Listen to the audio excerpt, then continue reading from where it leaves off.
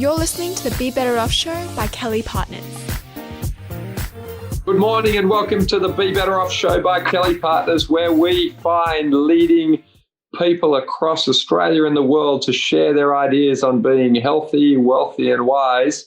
And today's guest is a principal of Ray White, Bondi Beach, Unlimited, Eastern Suburbs real estate specialist, Ron Bauer. Welcome, Ron.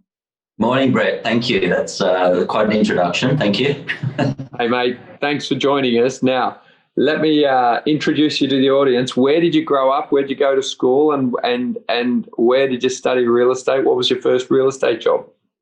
Really born and bred in, but there's almost one word that answer, Bondi. I was born in Bondi, grew up in Bondi, went to school in neighbouring suburbs of Rose Bay and Vaucluse, and my first job was in Bondi Beach, where I stayed for 15 years and then started my own business also in Bondi Beach for the last 17 years. So Bondi is the answer to that question. So you're a full native of Bondi? People say unless you belong to a surf club, you're not a local. So I still get a little bit of flack around that, but I don't belong to the surf club. But love the area and love the beach, of course, and grew up here. And yeah, real estate-wise, it's what I focused on that whole time. So you came straight from school into real estate? To be fair, I didn't really know what I wanted to do when I left school. I wasn't one of these, I know exactly where I'm going. I worked in the bank for 1 year while I found myself, but I started studying real estate at TAFE and thought this might be me. So almost fell into it really, but it's certainly proven to be, it's worked out really well. So your first job in real estate,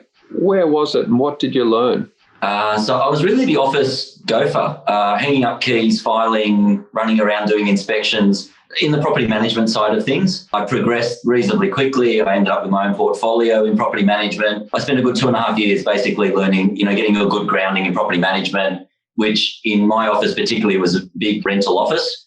So it was a big sales office too, but it was a big rental office. And so I had the opportunity of getting to see all the buildings in my area. I knew all the streets, I knew my way around, but I, specifically looking at buildings and getting a handle on values, and also gave me where I started meeting, the clients that would be my clients for life. Started a database, started to, get my name out there and, as I said, find my feet and get a good grounding in this business before I headed off into sales.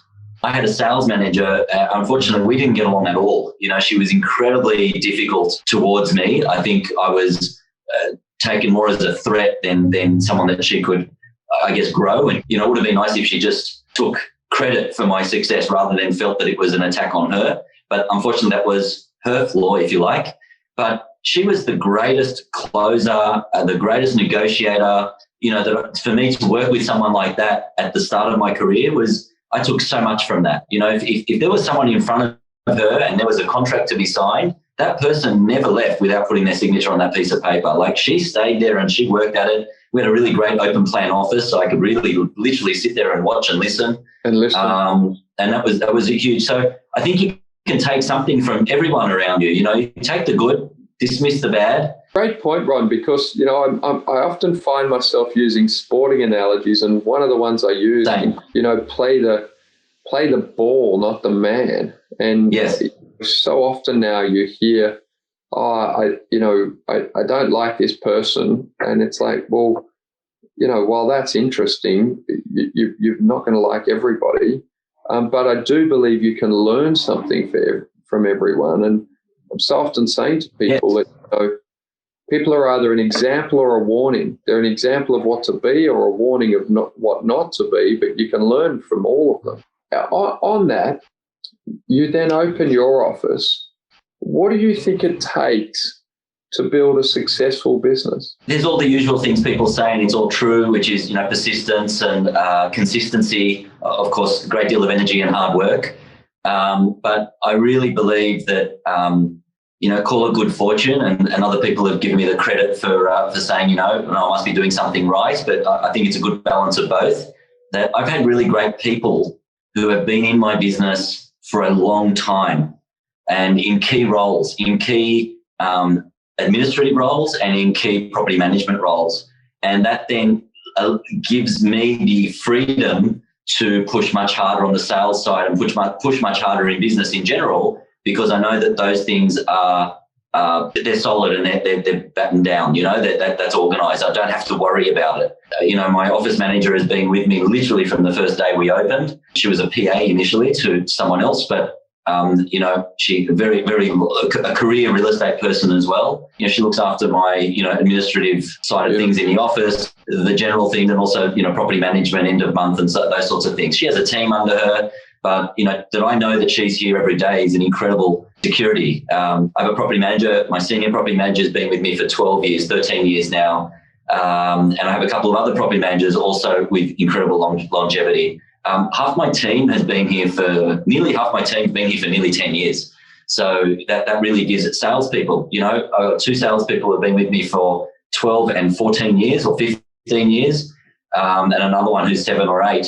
So when you have a sales team that is staying put, growing, building, it also gives you a very strong base, and again, consistency and performance. And so I think that's really a thing that maybe people don't talk about enough, is longevity and stability in your team. In your team. Yeah, it's really interesting. So in terms of leading that team, I had a great night with your team recently over at Bondi, and I know that. Yeah, thank you again. Average tenure was 15 plus years. What do you credit as being the reason that these good people have firstly joined and then really invested themselves and stayed within the business? Look, I do think there's some luck involved. You're finding people, I think people, particularly in administrative roles, generally, maybe people in general don't necessarily like change. So if they find somewhere they're happy, then they want to stay. They would rather stay than jump around and have the uncertainty. So then it's just a matter of treating them with respect and, backing them, if they know you've got their back, I think then they'll have yours. And I think that's been key here. I pay well, but I don't pay over the odds. It's not about that. I'm not bribing people to stay. I think that's short term. That never works. It needs to be a bit more. It needs to be, more tapping into people's what's important to them. Their key, what drives them. Yeah, it's very interesting. So it's tapping into that and backing, as I said, backing them. You back them, they back you. If they've got a problem, you see it through. I mean, in all these circumstances, people have things that have come up in their lives that mean days off, might mean weeks off, might mean hours need to change, maternity leaves, all those sorts of things. If you're good around those things, I think then people respond and stay. My PA's been with me for 10 years. 2 kids later, 2 maternity leaves along the way. She is, vital to me. I'd hate to think, what comes if I have to start again with someone. It's a huge relief and the cushion to know that really I can just carry on and know that that's all being looked after professionally. So it's very interesting because I was saying to one of our partners in one of our firms the other day that it's often the quiet people, the unseen people in the not so glamorous roles who can be overlooked, but they add enormous value to our businesses and they're absolutely critical to our ability to deliver for our clients. And so, gratitude towards our teams and making sure that we're there for them. We love to say at Kelly+Partners, we've got your back, not just your books. And I think that with your team, you need to have people's backs, not just pay them a salary. There are also people who don't actually always want the limelight, but when you get the chance to point the limelight on them, you should take that every time. There's whether that's at the Christmas party each year and having some sort of awards, or just saying thank you in front of witnesses, so they feel okay, I've been recognised and I've been noticed. Ray White have awards nights and they're very well, not they're quite good. They're very broad, but it's still it's still sales focused and you want to sort of bring some. There's property management awards, but they're far fewer. But whenever we can put someone forward for an award, put someone forward for some recognition, to really do that, because they absolutely deserve it. They're putting in that hard work day in, day out. Yeah, it's very interesting. Now let's talk real estate. What do we know about real estate after all your years in the industry? We should start, for people's interest, where we are now. Auction clearance rates, I think last week was 74%. We feel good about that. Does it matter? It's probably like, and you are best to judge, statistics. they can be made to say almost anything, as you know. My frustration with the auction clearance rate is that it's just far too simplistic, and it doesn't tell the full story, and it also is subject to what's reported by the industry, and that is, I don't say it's rigged, but there's some control over it. Not fully transparent. It's not fully transparent, absolutely. So in a way, it's okay because that's the same week in, week out. So if it's going up or down, we could say, all right, it's going up or down. But I don't for a minute believe that we're at 75%. That's just not realistic across Sydney that can be the case. So there's a vast number of properties that did not sell, that were not reported, that would have brought that number back to more normal ranges. I often say back in 2003, which was the peak of that last boom, we've been running hot from 97 and up. 2003 was running red hot. And I may be wrong, but I remember the Sydney Morning Herald back then putting the auction clearance rate at an unbelievable, in their report, 56%. It was so high, people were like, wow, it's 56%. And that was a more genuine measure, I think, across a broad market of what a good result is. We're talking about properties selling in 4 weeks and selling at levels that the owners are happy with. If you took that, if you tried to do that for the properties that are just on the market for sale by private treaty, the number of days would be double that, and you can't measure it. So it's a difficult measure. Okay, so is a typical auction campaign 6 weeks? 4. Or 4 weeks? Yeah. Okay. Yeah. And Some you 3, but 3 to 4 weeks.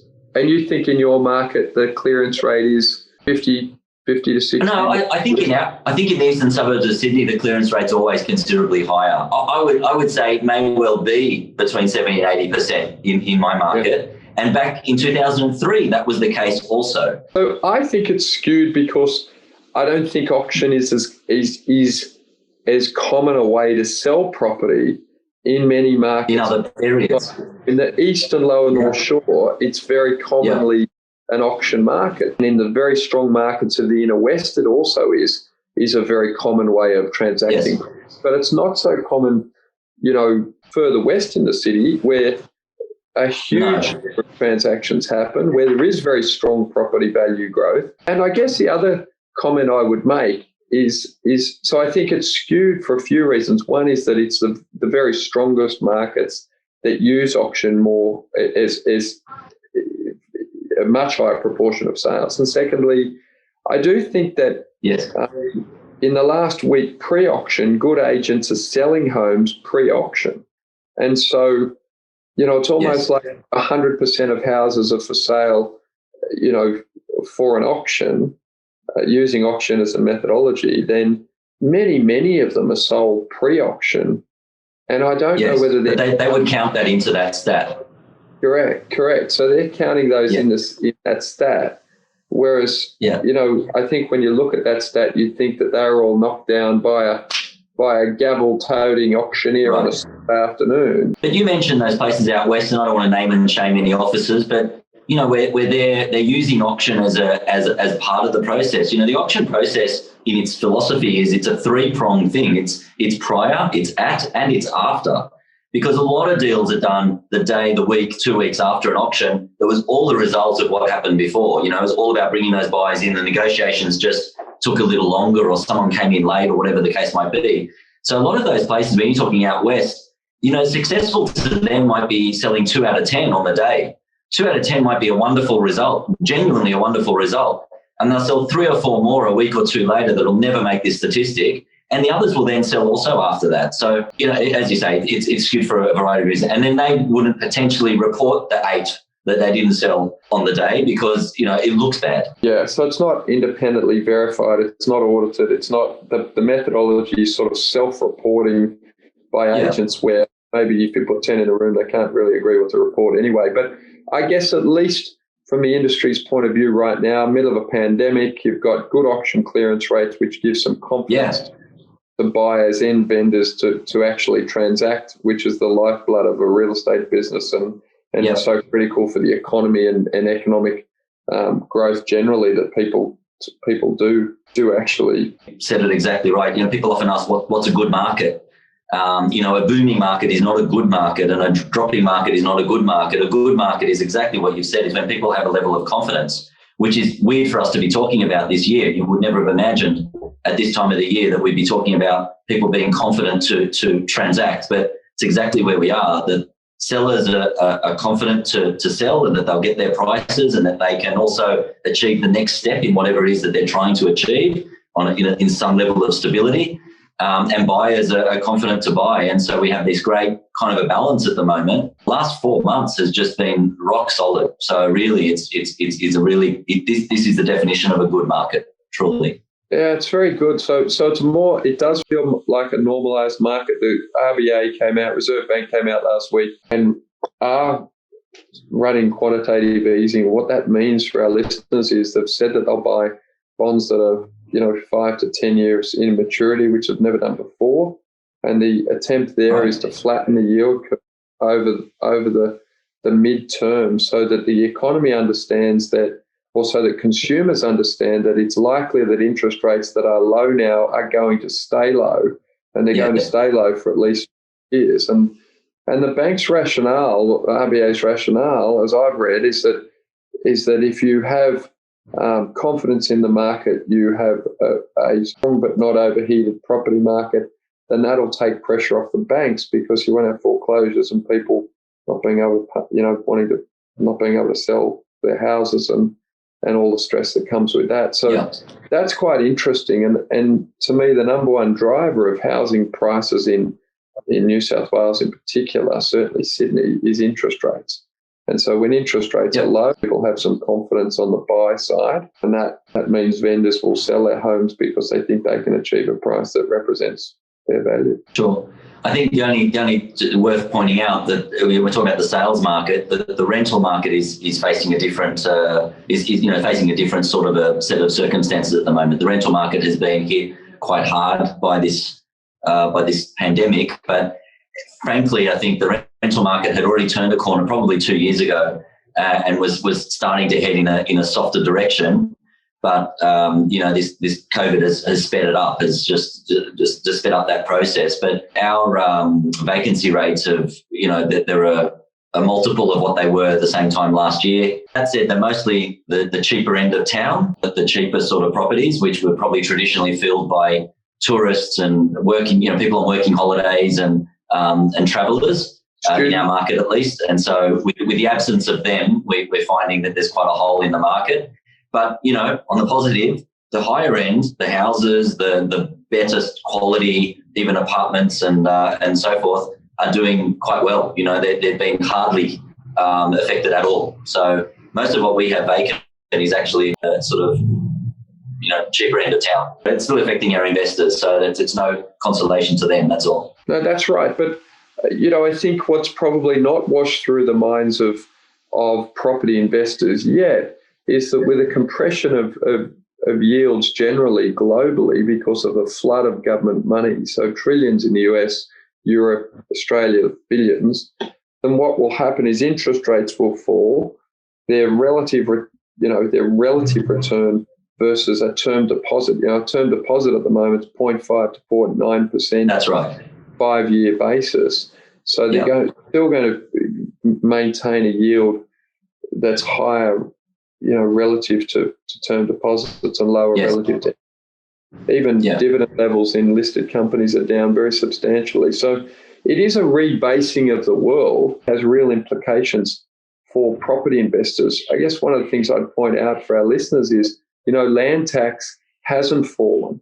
And so unless you get, if you think about traditionally, my father said to me, Brett, if you can get a 5% yield on an investment property, buy it. Was always the rule, $500,000 property, $500 a week rent. But that's changed over the last decade considerably, but land tax hasn't. Valuation's gone up. Land tax is taking a huge chunk. So it is genuinely a challenge for investors. What else are you seeing in the market? I don't know if this is a broad market thing, but there's a lot of talk around off-market sales. It seems to has become a throwaway line, I think it's probably driven by buyers agents, which is a relatively new industry, as you know, relatively. Buyers are seeking off-market opportunities where they don't have to compete with other people. And I think that's a trend that is interesting. There's also, the definition of an off-market sale is also very broad. In the true sense, it would be I don't know, an agent knocks on your door and you had no intention on selling and says, look, I might have someone for you. And that might just happen to come together if you're open to that opportunity. And, that's an off-market sale. But a lot of the time it's being used as it's actually on the market. It's just that it's not going to auction or it's on the market, but we just haven't put the signboard up yet. And it might even be online, and it might even be that I've spoken to my whole database about it already. So there's a bit of that. I guess my only thing would be that discussion around that is that I don't know why people would do it. I understand why a buyer maybe would do it, but in an industry where we are here to get the best possible price for our vendors, you want to be on the market. You don't want to be off the market. You don't want to do it in secrecy. Even when you think you're getting a great offer, you don't know what that means until that's under some level of context, first of all, with other feedback, and ultimately under some level of competition. We had an auction last week. This was a substantial kind of a property. The owner's wanting $4.5 million for a rundown house in Lamrock Avenue. It's one of the great sort of beachside streets here. No view, mind you. This is a big sale for our office as well. It's not our everyday market. But, they were hoping for 4.5. We thought, it's top end. We've got a chance. We'll see. Half a dozen competitive bidders in the auction room. The last 3 of them were still competing above 4.5. The last 2 took it the last $250,000, sold just a smidge under $5 million. Now, those owners off market would have been happy to accept 4.5, let's say 4.6. They would absolutely have accepted that offer, and we would have all walked away thinking we'd done a great job and never have known that we'd left $400,000 in the kitty.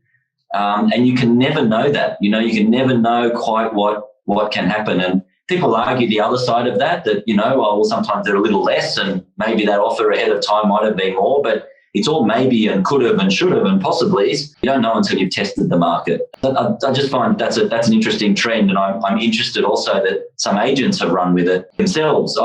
This is a signboard goes up after they've made the sale, and I think, I don't know who you helped there. You might not have been working for the right side of the equation in that situation. It's very interesting because I've seen a number of high-profile sales recently that fit that description. Apparently the vendor wanted to sell, a buyer was lined up, deal was done, and the signboard was put up with the sold sign, which was good promotion for the agent. It was interesting that I think in many instances there are a number of buyers that would have competed on these properties.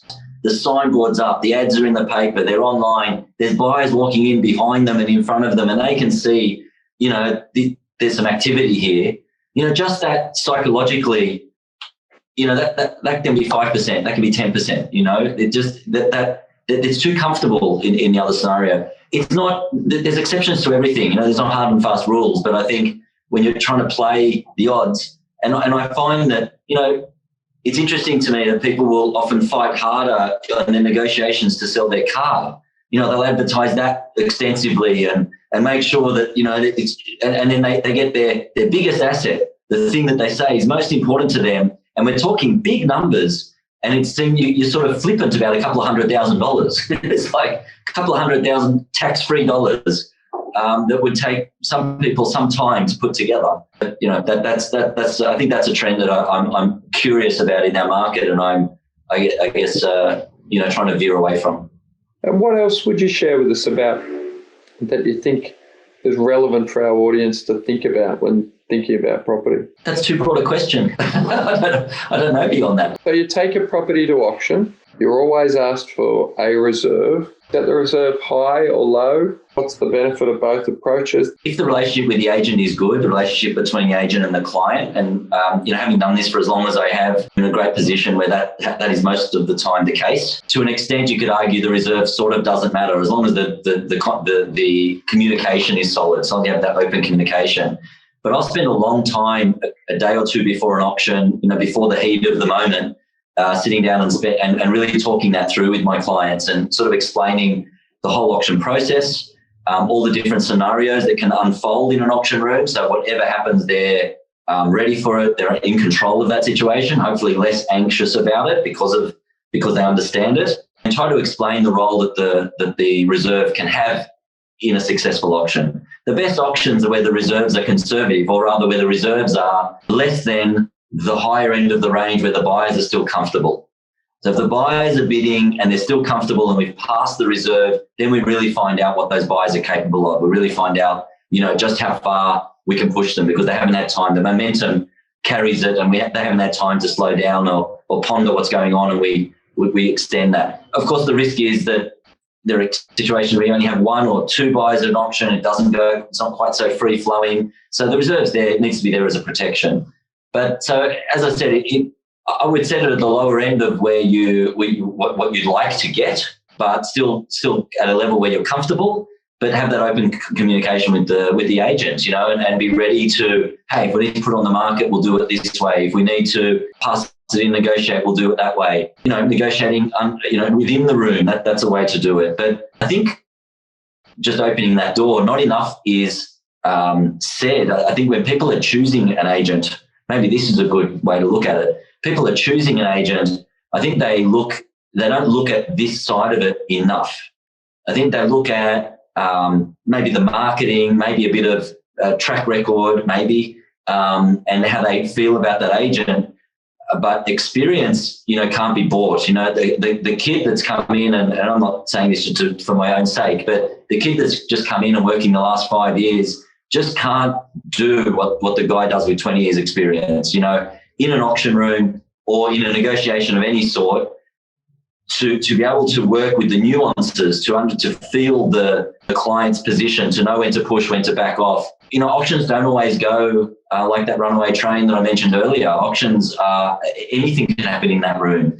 One of the most satisfying results in an auction room for an agent, not always, for an agent, is when you've negotiated for 2 hours after the auction and put it together, and to the happiness and satisfaction of your client. That's when you've really worked for your living. So, and a lot of agents don't know how to do that. There's negotiating before auction. There's negotiating when it's a private treaty sale. But that moment, an auction room, between the hammer not coming down and putting a successful deal together an hour or two later, that is, that requires some artwork. That requires some real. So that's where the real challenges are. So. Yeah. That working that system, bringing that to the table, I think that doesn't get enough limelight. That's where it really, can really make the difference. To give our listeners an example, the vendors wanted 4.5, or you guys thought that was the top of the range. What was the reserve, and how did that auction play out? Sorry, the one that we discussed earlier was the reserve. The reserve was 4.5. They were very adamant that was their number from the day we met, so they really didn't move from that number. It was a bit of an unusual circumstance. Been in the family a long time. There were different family members involved, so they had to come almost by board decision to a number, and they couldn't move. No one could move on it. But then the family was happy. Opening bid? Opening bid was 3.9, 4 million. I'm sorry, I'm trying to remember. I think it was kicked off at 4, but it went quite quickly and in quite large increments. To 4.5. So they ended up at their number quite quickly. It then faltered for a moment, but then there were a couple of very hot buyers on it, particularly a neighbour. So, you had all the right ingredients for it to run away. You need to have either a couple of red hot egos in the room or a couple of egos and some emotion. They're when the auctions work well. But as I was talking about earlier, when the auctions don't go quite like that, and we had a couple that night as well where, there were a couple of interested buyers, but they weren't either as committed or didn't quite have the budgets to really just run at it at any level. That's when we really have to sort of work away at it and chip away at it and, pull it up a little bit and as I said, get our floor work right, make sure floor work, we don't talk about that enough in an auction room. How often I've seen where two bidders are bidding nicely, one bid, and then the agent walks straight between the auctioneer's line of sight, straight up to that one buyer who's already doing the job. Leave them alone.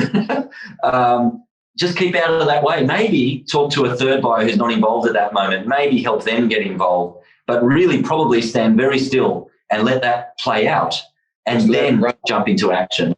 But really important that auction room, everything you've worked for, everything that the clients worked for 20 years has come up to that moment. It's really important that we get that right, that we give them that best opportunity. Very interesting that you say that. We see all I was going to say, we see all of it, as do you, with, divorce and deceased estates. And, it's I don't say easy, but you can fall into the trap of, oh, it's just another sale for us, and it isn't. This is somebody's life, possibly their whole life.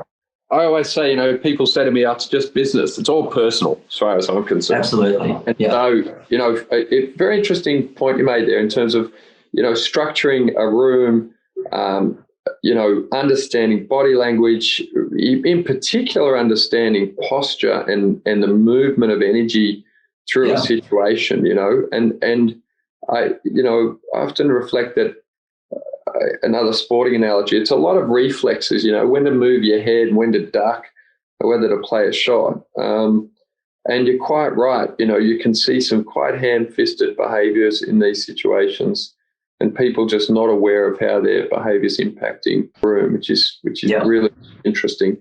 So I guess to wrap up, I would, love to share with the clients. We're going to have a series of real estate agents that we work with and that we trust and know well, and share them with you over this year in the podcast. But real estate's a big part of Australia's wealth, a big part of every client's, portfolio, and building relationships with agents ahead of when you might need their services, understanding the market ahead of when you might seek to accessing that market, educating yourself around what the various approaches are. If you ever intend to buy a place at auction, attend some auctions. If you ever intend to sell a place at auction, attend some auctions. Observe real estate agents, doing their craft well before you seek to engage one. And, I think there's some tips that all of our clients and friends can benefit from. Mostly people only pay attention to these things when they want to use them, and then wonder why they don't really have the experience to engage. I think the people, when they're thinking of selling their property, if that's the moment that they then call in their 3 or 4 agents who they've heard of, or maybe even followed a little bit or seen a little bit, but they don't actually have relationships with them, I think they're actually hugely disadvantaged. I'm in a position where I've been doing this for a long time, and many of my clients, most of my clients, I've dealt with before, or they're recommended. And so they're really only speaking with me. And in doing that, they absolutely get the best of me. They get the best of me. They get the best of my team. They get the best of the way that we're going to go about it, because there's some level of trust and understanding from the first moment. And engagement. Versus those situations where, and it's, I still get those as well, where I'm called out. I don't know the people. They've called, 6 other agents, and they're bombarded with just information that actually all sounds kind of the same. Very hard for them to separate. And then it's all about, well, who can I get for the cheapest? And they're actually hugely disadvantaged, because the agents are now only telling them what they want to hear, telling on how much their place is worth, on how much they're going to charge them, on how the process is. They're only giving them the good news. But if they really want to get the best result for their place, I need to feel like I know that I can be straight with them. I'm not just trying to win the business. I'm actually, a trusted advisor, as are you with your clients. It's the same thing. So and we get a far better result. It's extraordinary how that happens when you're with the people and they say, "Yep, look, you're the guy. You know what you're doing. Explain to me how we're going to go about it, but I'm in your hands." And when that happens, that's when those auctions happen. When you get those runaway trains in the end, it's extraordinary how many more times that will happen if everything went smoothly and with teamwork with your clients from day one. And that's how most of them go. Whereas the other ones where they weren't really sure about you in the first place, but maybe, they weren't really even sure what you said, but they went along with you. The question now, every, word in your ads, the angle of the photography, literally everything is questioned every moment, right through the process. It's just going to be a train wreck. So I think it's really important. I think it's great if someone if they can ahead of time, as you say, a year out, look at what find someone that they see is doing some business in the area, someone that's, feels like that, that kind of person, meet with them somewhere and open for inspection or otherwise. Ask people for some, for a word of mouth, who have you dealt with, who have you seen, who seems like a decent person, that and trying to make that connection ahead of time. I can tell you, all agents, that's a big thing for us. It's all database. We're trying to actually have those kinds of relationships with people because we know that it will work better in both ways. It'll work better for us. It'll work better for them. They will get a better result, which is we're on the same page. Everything that's good for us is good for our clients. If we get a better result, that's good for us. It's good for our clients. It's true, Ron. In our industry, what I love about our profession is that we know that if we make the clients better off, we are better off. It's very gratifying as a professional to know that the better the work you do, the better off the client is, and you end up better off. And it's a virtuous circle. I think real estate's the same. That when you get a result for the vendor, it's great for them. Interestingly, and to support your comment there, when people engage professionals, they're often very focused on price, but they don't understand the opportunity cost of not having the full energies, attentions, and spirit of that person working for them. You can pay somebody a fee and by your own chiseling behavior, not get the best from that person. The best clients, of professionals are the ones that build trusted relationships where they both know they've got each other's backs. And as a result, I end up thinking about those people's situations, not when they're paying me. I'm just thinking about them because I want to help them. When I drive past an opportunity or I see something and think of them and share it with them, it's because they're sort of top of mind and that they're a valued part of your universe, which is really interesting. Well, I want to thank Ron so much for his time today. We're going to do a series of chats and get leading professionals in different regions around Sydney to share their insights on real estate. And part of that is because, our average client has between 30 and 60% of their net worth tied up in real estate. And we think it's absolutely critical to share information that can help our clients to become more conversant with this vital area of wealth build and accumulation. What I've learned over time is real estate's a topic that is fascinating for virtually everyone, and particularly in Sydney, and that no matter how much you think you know or you think you've learned, even my wealthiest clients that hold the most property are virtually the ones that are most open-minded to continually learning. I suspect that's why they've done so well. So, Ron, I want to thank you today. I want to recommend Ron, who's been a long-time client of Kelly+Partners. Any client that is seeking services in that Bondi area, he's a land-based local, a non-surf club member, but he's a great guy, and I know he'll do a great job for you. I think him and his team run a really superb business. So I want to congratulate Ron for that, and thank you for being on the Be Better Off show today. Great, I really appreciate it, and thank you. And I know you've had some extraordinary people on this show, and I'm humbled that to be part of it, and I really appreciate the opportunity as well. And I'd like to reciprocate as well. I have been with Kelly+Partners. You're very open about it for many, many years. And I reciprocate that recommendation. It's a wonderful firm. I really feel that I am cared for and looked after. And in the same way that I'd like people to hand over that trust to me, I've actually handed over that trust to you and your team. I'm not an accountant. That's not my strength. I fully rely on and trust that, my business is being looked after as well as it can be on that side of things. So thank you to you as well. Absolutely, Ron. Have a great day. Thanks for listening to the Be Better Off show. If you enjoyed this episode, don't forget to rate and review on Apple Podcasts. Have a great day.